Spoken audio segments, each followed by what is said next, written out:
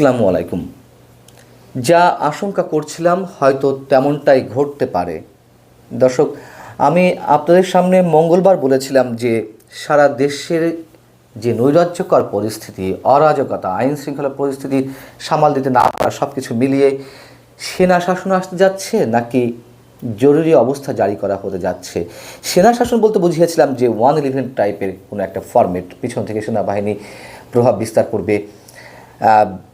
যদিও এই সরকারকে সহযোগিতা করছে সেনাবাহিনী, সরাসরি তো এখন সেনা শাসন আসার সম্ভাবনা নেই।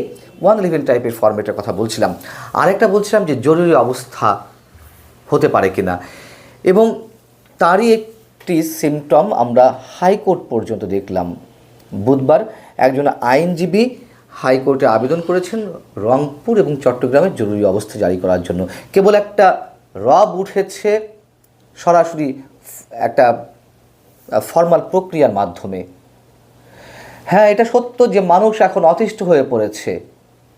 দেশের যে পরিস্থিতি, তারা মানুষের একটি অংশ সেনা শাসন চায়, জরুরি অবস্থা চায়, কিন্তু কোনোটিই আমাদের জন্য শুভকর নয়। বুধবার আন্তর্জাতিক কৃষ্ণ ভাবামৃত্য সংঘ বা ইসকন নিষিদ্ধ চেয়ে এবং যে কোনো অপ্রীতিকর পরিস্থিতি এড়াতে চট্টগ্রাম ও রংপুরে জরুরি অবস্থা জারির নির্দেশনা চেয়ে একজন আইনজীবী হাইকোর্টে আবেদন করেছেন, এবং বিচারপতি ফারহা মাহবুব এবং দেবাশিস রায় চৌধুরীর বেঞ্চে এই আবেদনটি যখন শুনানি আকারে চলে, তখন অ্যাটর্নি জেনারেলকে ডেকে আনা হয় বিচারপতিদের নির্দেশে, যেহেতু বিষয়টি খুবই স্পর্শকাতর। দুটি, একটি হচ্ছে ইসকন নিষিদ্ধ চাওয়া, আরেকটি হচ্ছে জরুরি অবস্থা জারির নির্দেশনা চেয়ে আবেদন। যে অবস্থা, তাতে পুরো দেশের আইন শৃঙ্খলা পরিস্থিতি একেবারেই অনুকূলে নেই সরকারের। সরকার অনেকখানি ব্যর্থ হয়েছে, একথা দ্বার্থহীন কণ্ঠে স্বীকার করতে সম্ভবত কারোর কোনো সমস্যা হওয়ার কথা নয়। এখন বিষয়টা হচ্ছে যে যেহেতু অ্যাটর্নি জেনারেলকে ডাকা হয়েছিল, অ্যাটর্নি জেনারেল বলেছেন যে বিষয়টি সংবিধানের সঙ্গে যেহেতু সাংঘর্ষিক, আর চট্টগ্রামে যে ঘটনা ঘটেছে, একজন আইনজীবীকে হত্যা করা হয়েছে, ইসকনের সদস্য বা হিন্দুদের দ্বারা তিনি নিহত হয়েছেন, এরকম অভিযোগ পাওয়া গেছে। তাদের যে নানান ধরনের উস্কানি এবং তাদের যে নেতা চিন্ময় কৃষ্ণ দাস, তাকে আটক করা হচ্ছে, এটি সহ আরও নানান ইস্যুতে বাংলাদেশে যে নৈরাজ্যকর অবস্থা চলছে, তিনি তো আর নৈরাজ্য শব্দটা উচ্চারণ করেননি। সেখানে বলা হয়েছে যে এই সব কিছু নিয়ন্ত্রণে আনতে সরকার কার্যকর পদক্ষেপ নিচ্ছে। আদালত বলেছে যে ঠিক আছে, কী কার্যকর ব্যবস্থা নিচ্ছে আমাদেরকে জানান বিকালের মধ্যে। তিনি বলেছেন না, আমাকে একটা দিন সময় দিন। আদালত একদিন সময় দিয়েছে। এখন বিষয় হচ্ছে যে জরুরি অবস্থা ঘোষণা হলে কি করা হবে, মানে কি হতে পারে। যদিও রংপুর এবং চট্টগ্রামের কথা বলা হয়েছে, যদি সারা দেশে জারি করা হয় খুব স্বাভাবিক। আমরা সবাই জানি জরুরি অবস্থা জারি করা হলে সেক্ষেত্রে মানুষের মৌলিক অধিকারগুলো সংবিধানে যা উল্লেখ রয়েছে তা স্থগিত হয়ে যায়। বিশেষ করে মানুষের বাক স্বাধীনতা, মিছিল মিটিং, রাজনীতি করার স্বাধীনতা স্থগিত হয়ে যায়। এবং এই যে রাজনীতি করার স্বাধীনতা স্থগিত হয়ে যায়, বাক স্বাধীনতা স্তব্ধ হয়ে যায়, এটি কোনো অবস্থাতে, যে অবস্থাতে, যত নৈরাজ্যকর অবস্থাতেই দেশ থাকুক না কেন, এইগুলো বন্ধ করার কোনো প্রশ্নই ওঠে না। এবং সেদিক থেকে জরুরি অবস্থা জারির কোনো সুস্থ বিবেক সম্পন্ন মানুষ এটি সমর্থন করতে পারে না। হ্যাঁ, দেশ যদি একটা ভয়ঙ্কর পরিস্থিতির দিকে চলে যায়, মানুষের পক্ষ থেকে একটা প্রচণ্ড দাবি যদি ওঠে যে তাদের নিরাপত্তা প্রয়োজন, দেশের নিরাপত্তা প্রয়োজন, তখন সেটি হতেই পারে। কিন্তু আমরা সেই অবস্থা থেকে যেতে দেবো কিনা, এবং সেই আশঙ্কাটি অনেক আগে থেকেই করা হচ্ছে। সরকার কোনো দিকেই ভ্রুক্ষেপ করছে না। অ্যাটর্নি জেনারেলের পক্ষ থেকে সেখানে বলা হয়েছে রাজনৈতিক দলগুলোর সঙ্গে যোগাযোগ বাড়াচ্ছে। এই যে রাজনৈতিক দলগুলোর সঙ্গে যোগাযোগ বাড়াচ্ছে বা তাদের পরামর্শ নেওয়া হবে, কেন এই কথাটি এখন এসে বলতে হবে?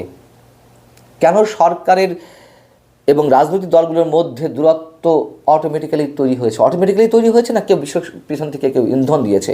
এবং এই অবস্থার জন্য আমি মঙ্গলবারও আপনাদের সামনে বলেছি, যেই ছাত্র জনতার গণ অভ্যুত্থানে ছাত্রদের অভাবনীয় একটি ভূমিকা ছিল, সমন্বয়করা যে সাহস দেখিয়েছে, বীরত্ব দেখিয়েছে, সাধারণ মানুষের একটা শ্রদ্ধাবোধ, ভালোবাসা, স্নেহ, মমতা তাদের প্রতি তৈরি হয়েছিল, কিন্তু সেটি তারা ধরে রাখতে পারেনি।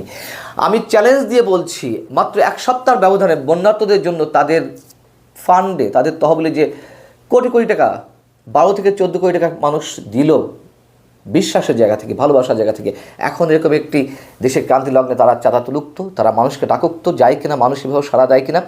নিঃসন্দেহে দেবে না। এর 10 ভাগ, 20 ভাগের 1 ভাগও সমর্থন পাওয়া যাবে না।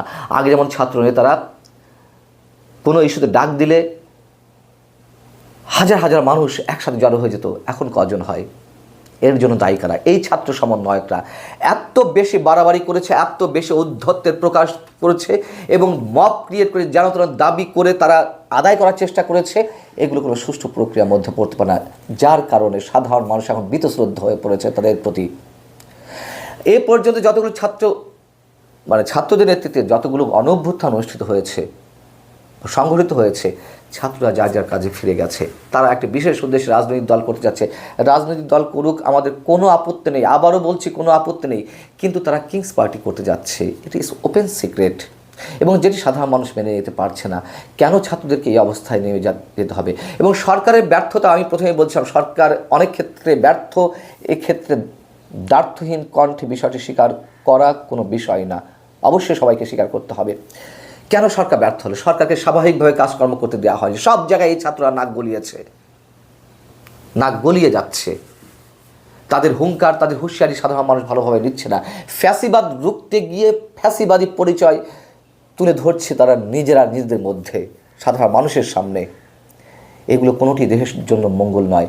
একটা যে সরকার, শেখ হাসিনা সরকার, তার পতনটি অনিবার্য ছিল নিঃসন্দেহে।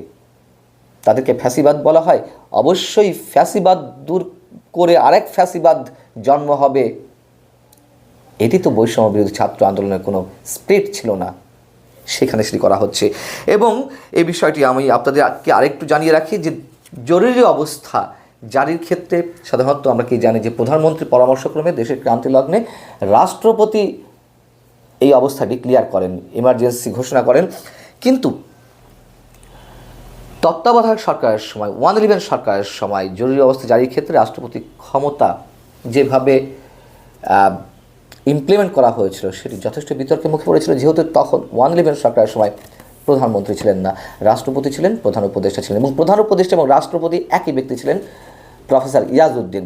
সেই ক্ষেত্রে ভারসাম্য আনার চেষ্টা করা হয়েছিল 2011 সালের দিকে, এবং সেই সময় যে সংবিধান সংশোধন বিষয়ক একটি কমিটি গঠন হয়েছিল, সেই কমিটির কো চেয়ারম্যান সুরঞ্জিত সেনগুপ্ত উল্লেখ করেছেন যে পরীক্ষা নিরীক্ষা করা হচ্ছে রাষ্ট্রপতির ক্ষমতা নিয়ন্ত্রণের জন্য, এটি ভেবে দেখা হচ্ছে।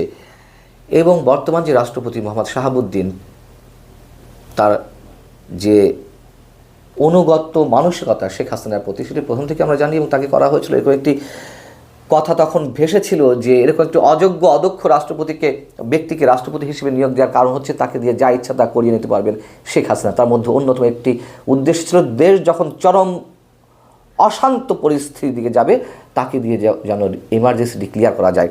সেই সময়টি হয়তো বা সেই সুযোগটি হয়তো শেখ হাসিনা পাননি, সেটি বড় বিষয় না। বিষয়টা হচ্ছে এরকম একটি উদ্দেশ্য ছিল। এখন সেই রাষ্ট্রপতি আছেন, আর প্রধান উপদেষ্টা ডক্টর মোহাম্মদ ইউনূস কী করবেন? হয়তো তাদের স্বার্থে, এখানে দুটো স্বার্থ জড়িয়ে আছে। একটা হচ্ছে আওয়ামী লীগের সেই স্বার্থ উদ্ধার হয় কিনা, আরেকটি হচ্ছে ছাত্রদের এবং বর্তমান সরকারের উদ্দেশ্য। তারা যে লেন্দি করতে চাচ্ছে বর্তমান সরকারের মেয়াদ, নির্বাচন ইস্যুতে কোনো কথা বলতে চাইছে না, সবসময় রাগ ঢাক রেখে কথা বলতে চাইছে। আসলে কার উদ্দেশ্যে কে খেলছে এই মুহূর্তে আমরা কিছুই বুঝে উঠতে পারছি না। এটি হচ্ছে চরম বাস্তবতা। অতএব যে আশঙ্কা করছিলাম সেই আশঙ্কা আমরা নিশ্চয়ই কোনো অবস্থাতেই সত্য হোক এটি আমরা চাই না। সেনাবাহিনী যতটুকু সহযোগিতা করছে আমরা চাই সেভাবেই সেনাবাহিনী সহযোগিতা করে যাক, এর বাইরে অন্য কিছু চাই না। এবং সরকার যা করতে চাইছে, যা উদ্দেশ্য, পিছন থেকে যারা কলকাঠি নাড়ছেন তাদের উদ্দেশ্য সফল করতে গিয়ে সরকার যে একটা ভুল পথে আছে, আমার মনে হয় সেটি ভেবে দেখার সময় এসেছে। তারা যতই এটি প্রলম্বিত করতে চাক না কেন, এই সরকারের মেয়াদ আমার মনে হয় পারবে না, আরও বেশি ভয়ঙ্কর দিকে যাবে টোটাল পরিস্থিতি। আল্লাহ হাফিজ, ভালো।